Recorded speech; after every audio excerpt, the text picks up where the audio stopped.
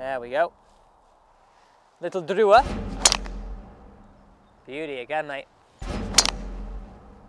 Low ball again. Okay, Josh, does driver loft matter in your opinion? Yes, I think it does. Says the guy with it on standard. Standard, correct, 10.5 degrees. I think, depending on your ability, it can massively affect your game. Totally agree, mate. I think we can optimise how far people hit it. So today is going to be an absolute blind test.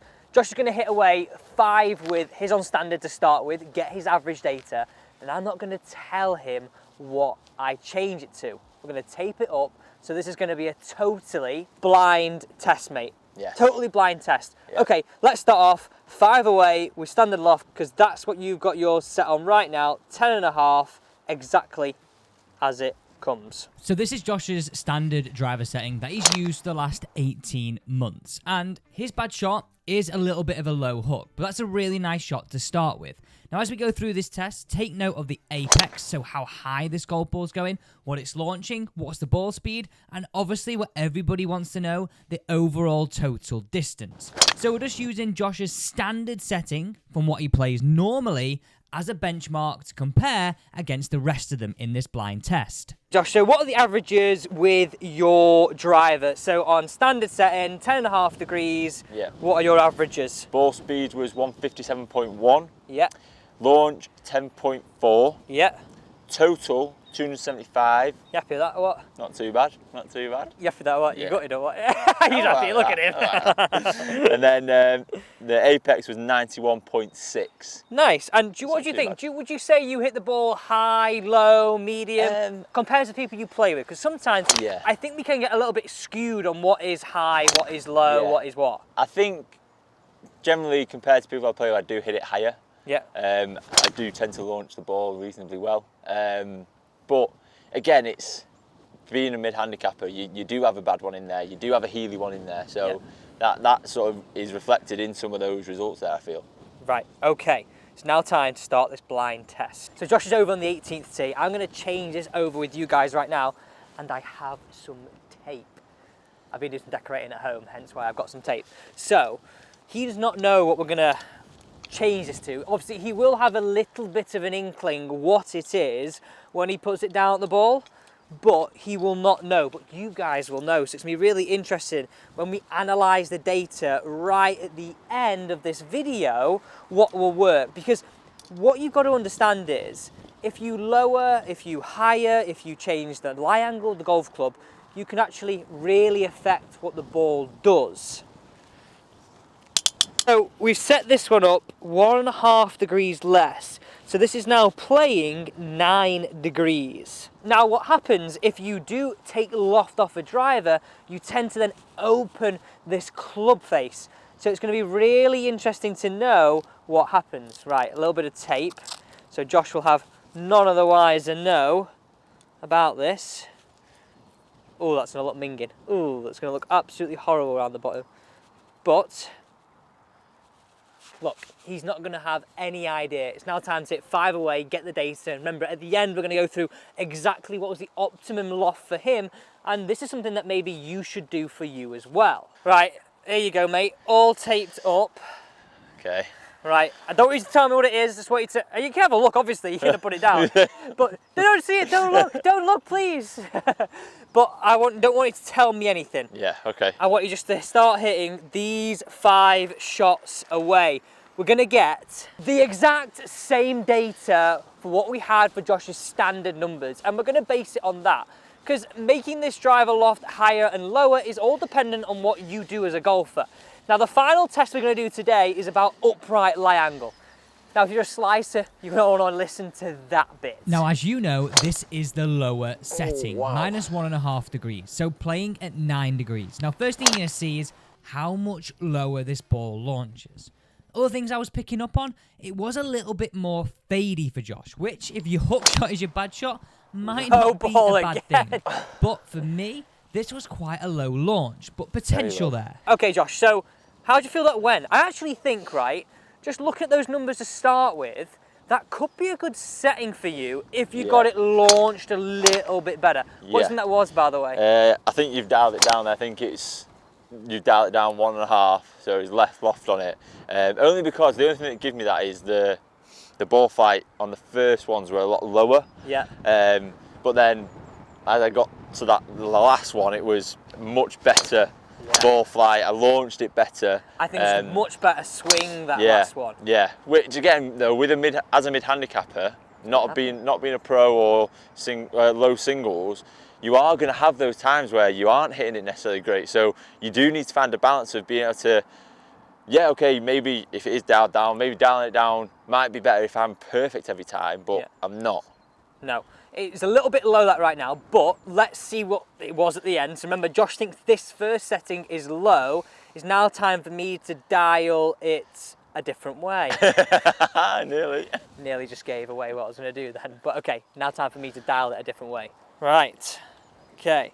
So I'm actually going to take this one lofted up now. So this is going to go up 1.5 degrees. If I just peel that off, I can maybe save a bit of tape here. 1.5. If I come and show you guys that there, you can see I have lofted that up 1.5 degrees, and then if I go like that, Josh is going to be absolutely none of the wiser. So this is a 10.5 originally. This is now playing 12 degrees. Now what usually happens when you add loft relative to standard to your driver, you can start to see the face sort of work inwards. It actually closes the club face slightly. So what I've done with people who sliced the gold ball before is actually get them to buy a lower lofted driver, let's say a 9 degree, and add 1.5 degrees, making it 10.5, but with the face playing slightly more closed. I'm interested in this one. How does this perform? Right, Josh, this is setting number 2. Yes. Thoughts, first impressions? Does it look any different? Because sometimes, right, it doesn't look that much different, really. Do you know what? No. I think. Hold that there.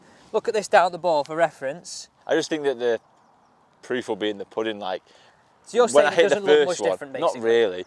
When I hit the first one of the second, like, you could see that it launched a bit lower, which is what gave me that instinct that this is dialed down. So, we'll see how this one goes. See what you've changed. I hope you're going to change this back, by the way, because I don't want to rock up next time I play and be all over the place. I'm going to leave you with tape on it so you have no idea.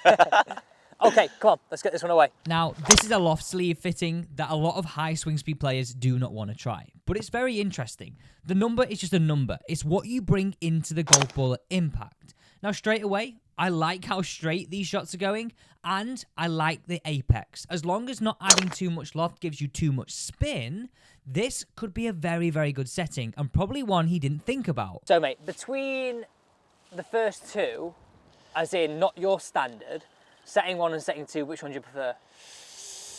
It's a hard one, isn't it? I think setting 1, my best ball was further.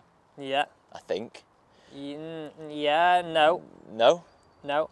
Or was it around the same then? It's around the same. Around the same. And then setting 2 felt quite good, to be fair. So here's some averages. Ball speed was setting 1, and just to let you know, everybody, like you guys know, but Josh didn't know this, we took 1.5 degrees off that first one. Okay. Your ball speed was averaged at 157.8. Oh, wow. Your launch was really low at 7.9. Yeah. You had a total of 267.3 and an apex of 63 feet. Now, all a little bit low, but I reckon if you could get a little bit more behind it, try and up on it a little more, that would actually be an okay setting. Now this surprised me. Setting number 2. And to be honest with you guys, like, it doesn't really matter what you have your driver set on. What we're bothered about is what it influences what you do into the ball. Now setting number 2, ball speed was 159 miles an hour. Up there, a little bit. Very, very good. And put that in comparison to your ball speed and your standard, 2 miles an hour more. Ooh. Okay. You then had, which is really interesting again, launch wasn't that high, 10.8 average. Yep. Your total was 277 average, but you had your biggest one at 291. Yep. And then your apex was 98, which is really good. Around 90 to 100 is what I like to see. Yeah. And how does that apex compare to my standard setting then? Apex compared to your standard was a little bit higher by about 7 degrees. 91.6 was your average. Interesting that, isn't it? And so, of those settings so far now, what would you say for me is right? Probably stay at standard. But it's interesting, isn't it? Because No, I think it's hard to say. I think you've got to hit more balls. Of course. Would be the first thing. But yeah, it's a good start in terms of. I surprised how actually more loft hasn't given you ridiculously more spin and ridiculously more height and ball speed, and total distance have sort of stayed a lot higher than I thought they would. Yeah. But one final setting to go. We're now making this club more upright, which I said to you, if you slice the golf ball, this is really important, because making the club play more upright will have a club face that plays a little bit more closed, help the ball start a little left of target. So you can imagine, if you're a person who slices the golf ball, that is going to insanely help you. Okay, so you can see on the screen here, we've got a few different settings. We've got draw standard, which is loft, draw +1, and draw -1. And essentially, anytime it says draw setting, this is making your club play more upright. So if you've got these draw numbers or draw points on your loft sleeve, that's what it means, making it more upright. This might also be and say upright or UP. So it's always important to take into account where that ball's launching and finishing if you're going to change your loft. Not only sort of up and down, think about it also in terms of left and right. So we've got the final setting. Josh, you just said to me, you put that club down. Repeat what you just said, because I think it's quite interesting that with the others, you didn't really notice much, did you? No. But with this one, you just really noticed something. Yeah, so straight away when I put it down at the ball, it looks like the toe of the club's like pointing towards me almost, like it's tilted up. I'm not looking forward to this, mate, because I know what is going to happen. Well, I'm thinking what's going to happen. This is just the opposite of what you should do. Yes, exactly. But we're just doing this as a bit of a point to prove that, yes, you can sort of influence your ball flight probably more than you think. So my advice to you is, if you slice the golf ball 100%, try adding a bit of loft or making your club more upright. This is really going to help you iron out the slice a little bit.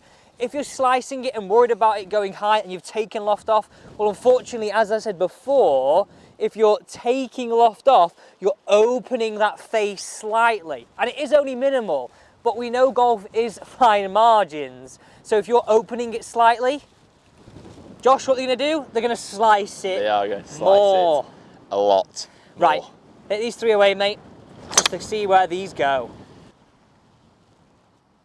Healed. That sounded well weird. Did you hear that noise then? And I guess this comes down to my point. It all depends what you do to the club into impact. When I was saying that down over there at the buggy, because that ball actually faded a little bit there, Yeah. but Josh got it slightly out of the heel. So it was always going to do that if he got out of the heel. Josh, this test is based on you getting out the middle, mate. That's why you caveat it with mid-handicapper. And this is the thing, I think, when people feel, oh, it doesn't do much, because we're all liable to hit it out the middle, sometimes out the toe, out the heel. No matter how you set your driver up, if you toe it or heel it, it's going to go left or right. Exactly. Right, So- 2 to go. There we go. Little Drewer.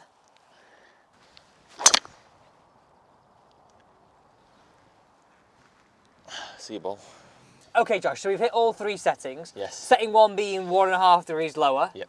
Setting 2 being 1.5 degrees higher. And actually, that gave you your best data, mate. Yeah, I don't think I'd go to that though. Really, why? Because it's one of those where the what I gained from it wasn't that much difference to my standard. If it was 10 yards, maybe, do you know what I mean? But it wasn't that much different. Yeah. There was not a big enough discrepancy there. What I did find interesting was that you said that if I could optimise my launch and how I hit the club or hit the ball when it was dialed down, that could be better for me. Yeah. I thought that's really interesting. Now, this is for one very, very good reason. Now, let me explain this to you. So, simply, you've got to think about it this way. Josh's launch angle, when he lofted it down, was really, really low. But because he is a high swing speed player... Oh, yeah. you're buzzing that... Oh, fly in the eye. Fly on the nose. Probably a bit of blood there as well, lovely. Because he is a high swing speed player, taking loft off your driver will benefit you, but The fact that Josh wasn't hitting up on it enough and not launching it high enough meant the apex and the launch angle were too low. So actually it had a bit of a detrimental effect on overall carry. But if Josh could hit up on it more, and maybe something technically you could do better in your swing, then that could be a good option for you going forwards. So basically what we're saying is, if I got better at golf, I should play with a 9-degree driver. Potentially, like I'm saying you would hit it probably longer. Oh, stopping. I'm saying you would hit it longer. God, I'm getting attacked by flies here. They're horrible then. Wait, whether you'd be more consistent, I don't know. Yeah. Like, that's the whole thing you got to take into account. Definitely right now, I'd keep it what you are. But if you're looking to, I think you got to look at this as optimize. Optimize means a few things to me. You're just looking for outright distance, or you're looking for something that you can play with on the golf course. There's sort of two different categories. Yeah, I agree. And I think it's all well and good. If obviously my first one was what, 291 total. Yeah. That is still achievable with my standard loft, I feel like.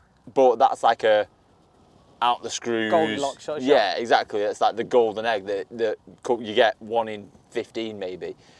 As a mid-handicapper, what we need to find is that, like you said, consistency. What is the best spot for this club to be in? What is the best setup that allows me to find more fairways? Yeah. That's the key to it, I think. I couldn't agree more. Now guys, if you did enjoy this blind test of testing different lofts with a mid-handicapper Josh, don't forget to subscribe to the channel and hit the bell. Also, don't forget, you control what content we have on the channel here next. You asked about driver loft, so I produced a video a couple of weeks ago all around how you identify what loft is right for you. And then I thought, get this man involved and put it to the test of the mid-handicapper. Thanks for watching, guys. See you later.